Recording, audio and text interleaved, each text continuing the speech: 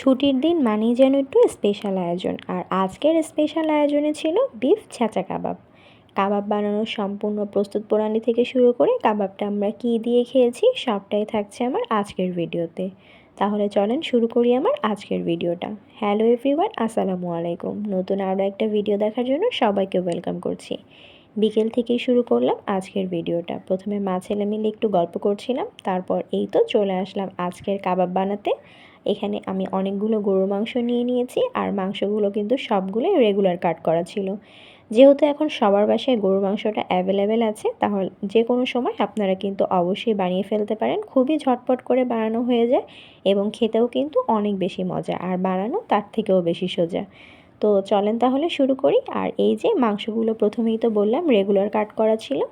এখন সবগুলো মাংসকে খুব ভালো মতো ছেঁচে নিতে হবে।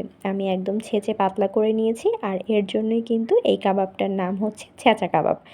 আর কাবাব বানানোর জন্য যা যা লাগবে সব কিছুই আমি এখানে নিয়ে নিয়েছি। তো তাহলে চলেন কি কি লাগবে আপনাদেরকে একে একে দেখিয়ে দিই। প্রথমেই আমার লাগবে কিন্তু টক দই, পানি ছড়ানো টক দই, আর এখানে পেঁয়াজ বাটা নিয়ে নিয়েছি, স্কিন সহ পেঁপে বাটা নিয়েছি, আর অবশ্যই আদা রসুন বাটা। লাগবে কিছু গুঁড়া মশলা, কি কি মশলা আছে সেটাও বলে দিচ্ছি। নিয়েছি লবণ, মরিচ, হলুদের গুঁড়া, জিরা গুঁড়া, সেই সাথে গরম মশলা এবং কাবাব মশলা। তারপর এই তো সব কিছু আমি একে একে মাংসের মধ্যে দিয়ে দিচ্ছি। এখন সব রকম মশলা দিয়ে হাত দিয়ে খুব ভালো মতো মাংসটাকে মাখিয়ে নিতে হবে। একটু টাইম নিয়ে মাংসটাকে মাখাতে হবে, মানে মেরিনেটটা যাতে খুব ভালো হয়। আর এখন আমি এর মধ্যে দিয়ে দিলাম সরিষার তেল, যেহেতু কাবাব সরিষার তেল মাস্ট। তারপর এই তো এখন এই মাংসটাকে মিনিমাম 2 থেকে 3 ঘন্টার জন্য মেরিনেট করে রাখতে হবে, আর বেশি রাখতে পারলে তো অনেকই ভালো হবে। তারপর ওটাকে মেরিনেট করে আমি চলে আসলাম একটু বাহিরে। আর আজকে আমরা এসেছি আমাদের বাসার থেকে একটু দূরে, আমাদেরই আরও একটা সবজির ক্ষেত আছে, তো সেখানে চলে আসলাম। যদিও এসেছিলাম সবজি নিতে, কিন্তু আসার পর তো আমরা পুরোই একদম হতাশ হয়ে গিয়েছি, কারণ এত পরিমাণে জঙ্গল হয়ে গিয়েছে। এখানে কি সবজি নিব আমরা সেটাই খুঁজে পাচ্ছিলাম না। প্রথমে তো আমরা কোনো রাস্তাই খুঁজে পাচ্ছিলাম না কোন দিক দিয়ে ঢুকবো। তারপর আপু এখানে কোনো রকম করে এক একটা চিপা দিয়ে যাও একটু ভেতরে ঢুকতে পেরেছে, কিন্তু আমি তো প্রথমে একেবারেই ঢুকতে পারছিলাম না। তারপর বেশ খানিকক্ষণ আমরা দাঁড়িয়ে খুঁজতেছিলাম যে এখান থেকে কি নেওয়া যায়। আসলে এত পরিমাণে জঙ্গল হয়ে গেছে যে এখানে নেয়ার মতো আমরা সেরকম কিছুই খুঁজে পাচ্ছি না। তারপর অনেক খোঁজাখুঁজির পর কয়েকটা বেগুন গাছ পাওয়া গিয়েছে এবং কিছু ছোট ছোট বেগুন হয়েছিল গাছের মধ্যে, তো সেখান থেকেই কয়েকটা বেগুন নিয়ে নেওয়া হলো। তো এই যে দেখতেই পাচ্ছেন একদম চিকন চিকন কিছু বেগুন ছিল, তো আপিকে বলছিলাম যে আপনি আরও খুঁজে খুঁজে বের করেন, দেখেন আরও কিছু পাওয়া যায় কি না। তো তারপর আপি আর তেমন কিছু পেলো না। আর এই দিকে দেখলাম একটা ছোটোখাটো আমড়া গাছে কিছু ছোট ছোট আমড়া হয়েছিল, কিন্তু এগুলো এত পরিমাণ ছোট ছিল যে নেওয়ার মতো তো একদমই না। তারপর আরও একটু সামনের দিকে আগাচ্ছিলাম, তো অনেক কষ্ট করে ফাইনালি আমি একটু ভেতরের দিকে ঢুকতে পেরেছি এবং ঢুকে কয়েকটা কলা গাছ দেখলাম, সাথে দুটো মোচাও হয়েছিল। তো আমি অনেকক্ষণ হাত দিয়ে টানাটানি করেও কোনোভাবেই ছিঁড়তে পারিনি। তারপর লাঠি দিয়েও ট্রাই করলাম, কিন্তু না, কোনোভাবেই আমি মোচাগুলো নিতে পারলাম না। আর সাথে দেখলাম কলাও হয়েছিল, ছোট ছোট কলা ছিল, তো ভাবলাম যে থাক, এটা আর পারা যাবে না। তারপর ওটার আশা ছেড়ে দিয়ে আমরা অন্যদিকে মুভ করলাম। দেখলাম এদিকে একটা লেবু গাছ আছে, আর লেবু গাছে কিন্তু অনেকগুলো লেবু হয়েছিল। তো লেবুগুলো দেখলাম যে মোটামুটি নেয়ার মতো সাইজে হয়েছে, তো আমি এখান থেকে লেবুগুলো পাড়া শুরু করলাম। এদিকে আপিকে বলছিলাম যে আপনিও দেখেন ওই সাইড দিয়ে যদি আরও কিছু পাওয়া যায়। তো আমি অনেক খুঁজে খুঁজে ভিতর থেকে কিছু লেবু বের করছিলাম, এবং লেবুর সাইজগুলো মাশাআল্লাহ বেশ ভালো ছিল এবং খুব সুন্দর একটা স্মেল ছিল। তো আমি অনেকগুলো লেবু পেড়ে নিয়েছি। দেখতেই পাচ্ছেন আমার লেবুগুলো মোটামুটি বেশ সুন্দরও হয়েছিল।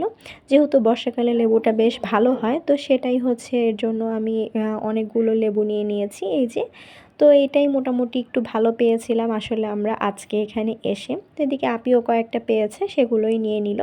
তারপর এত পরিমাণ জঙ্গল, গায়ে মনে হচ্ছিল চুলকাচ্ছিল, আর সেই সাথে এত মশার কামড় খাচ্ছিলাম যে আমরা আর কোনোভাবেই খুব একটা দাঁড়াতে পারছিলাম না, তো অনেক তাড়াহুড়ো করছিলাম। তারপর আরও একটু খুঁজে খুঁজে সামনের দিকে আগাতে পেঁপে গাছ পাওয়া গেল, তো সেখানে আসলাম দুইজন মিলেই। তো এসে দেখলাম যে মোটামুটি কয়েকটা পেঁপে ছিল, আর দুইটার সাইজ মোটামুটি একটু বেশি ভালো ছিল। ভাবলাম যে এই দুইটাই নিয়ে নিই, আর বাকিগুলো যেহেতু ছোট ওগুলো আর পারা যাবে না, ওগুলো বড় হতে দেই। তো তারপর এই কারণেই 2টা পেঁপে পেড়ে নিলাম। তারপর এদিকে আপিকে বলছিলাম যে আরও একটু খুঁজেন, দেখেন কিছু পাওয়া যায় কিনা। তো আপি বলছিল যে এত জঙ্গল হয়ে আছে, এখানে তো আর দাঁড়াতেই পারছি না, তো একটু দাঁড়াতে না পারলে আমরা দেখবই বা কীভাবে আর নিবই বা কীভাবে। তো যদিও শাক টাক কিছু নেওয়া যেত, কিন্তু আর সেরকম হচ্ছে নেয়ার মতো অবস্থায় ছিলাম না। তো যাই হোক, পেঁপেগুলাকে একটু দেখিয়ে দিলাম, দেখেন মাশাআল্লাহ পেঁপেগুলা কতটা সুন্দর হয়েছে। তারপর এইখানে হচ্ছে কিছু শাক টাক ছিল, আপি কয়েকটা পাট শাক খুঁজে পাওয়া গিয়েছে। আর এত পেঁপের চারা ছিল, মানে পেঁপে গাছ দিয়েই মনে হয় জঙ্গলটা পুরো বেশি ভরে গিয়েছে। তো তারপর পেঁপে গাছের ভিতরে একটা মরিচ গাছ পাওয়া গেল, আর মরিচ গাছে মানে দেখতেই দেখলাম অনেকগুলো মরিচও হয়ে আছে। যদিও মরিচগুলো এত পরিমাণে চিকন ছিল, কিন্তু যাই হোক তারপরও আমি কিছু কিছু মরিচ পেড়ে নিলাম। কিন্তু মরিচগুলো চিকন হলে কি হবে, বাসায় আসার পর দেখলাম এত পরিমাণ ঝাল ছিল।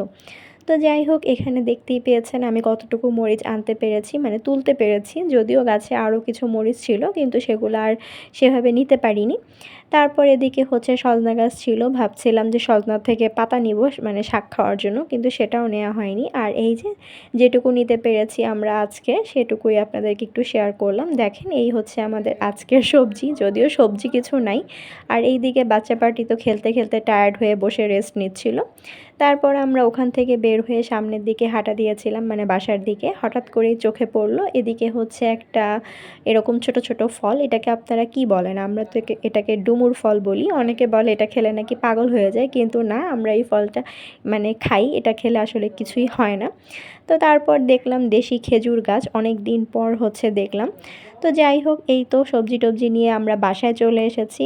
আর এখানে পেয়েছিলাম আজকে এটুকুই জিনিস, যেটার মধ্যে পেঁপে ছিল, লেবু ছিল, কিছু কাঁচামরিচ, কয়েকটা বেগুন আর সামান্য কিছু পাট শাক। যদিও ওই পাট শাকটা দিয়ে কিছুই হবে না। তো যাই হোক, এটাই হচ্ছে আজকের আমাদের সংগ্রহ ছিল। তারপর চলে আসলাম রাতের স্পেশাল যেই ডিনারটা রেডি করে গিয়েছিলাম, মানে কাবাব, সেটা ভাজার জন্য। এখানে হচ্ছে অলরেডি প্রথম পর্বর জন্য কিছুটা দিয়ে দিয়েছিলাম, এগুলো কিন্তু অলরেডি ভাজা হয়ে গিয়েছে। তারপর সেগুলোকে তুলে নিয়ে আমি হচ্ছে তেলটা ক্লিন করে আবারও কিছু দিয়ে দিলাম। তো আমি কিন্তু 2-3 ঘন্টা না, মোটামুটি অনেকক্ষণ মেরিনেট করে রেখেছিলাম। আর যত বেশি মেরিনেট করে রাখা হয় এটা কিন্তু ততটাই ভালো হয় খেতে, সেই সাথে অনেক সুন্দর সফট হয়। আমারগুলো কিন্তু অনেক বেশি মজা হয়েছিল এবং অনেক সফট হয়েছিল, এবং টাইম কিন্তু আমার অনেক কম লেগেছে বানাতে।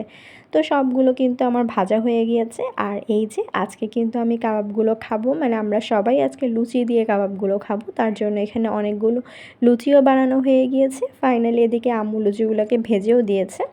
আর এখানে কাবাবটাও তো আমি সুন্দর মতো রেডি করে নিয়েছিলাম। এখানে কিছু মানে পেঁয়াজ কেটে নিয়েছি রিং করে, সাথে হচ্ছে সস নিয়ে নিয়েছি। বাসায় যদিও আজকে কোনো মানে সালাদ টাইপের কিছু ছিল না, যদি ওগুলো থাকতো তাহলে আরও বেশি খেতে মজা হতো। বাট টক দইও ছিল না, টক দই যেটুকু ছিল ওই অল্পই সামান্য একটু ছিল, আর টক দইও ছিল না। তো যাই হোক, যা ছিল তাই দিয়ে বানিয়েছি, কিন্তু খেতে কিন্তু অনেক বেশি মজা হয়েছিল।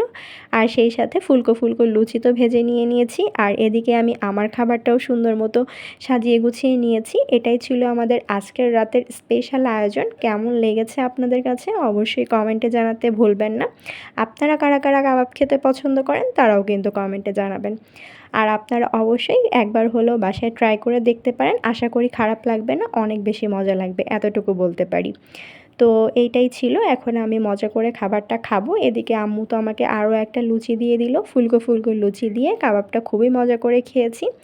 তো তার আগে আপনাদের থেকে বিদায় নিয়ে নিচ্ছি। কেমন লাগলো আমাদের আজকের ভিডিওটা অবশ্যই জানাতে ভুলবেন না। যদি ভিডিওটা ভালো লাগে প্লিজ একটা লাইক কমেন্ট করে দিন। আর যদি কেউ নতুন দেখে থাকেন চ্যানেলটা একটু সাবস্ক্রাইব করে দিন। সবাই ভালো থাকবেন, আবারও খুব তাড়াতাড়ি নতুন কোনো ভিডিও নিয়ে চলে আসবো আপনাদের মাঝে। ততক্ষণ পর্যন্ত সবাই আমার সাথে থাকবেন। আল্লাহ হাফেজ।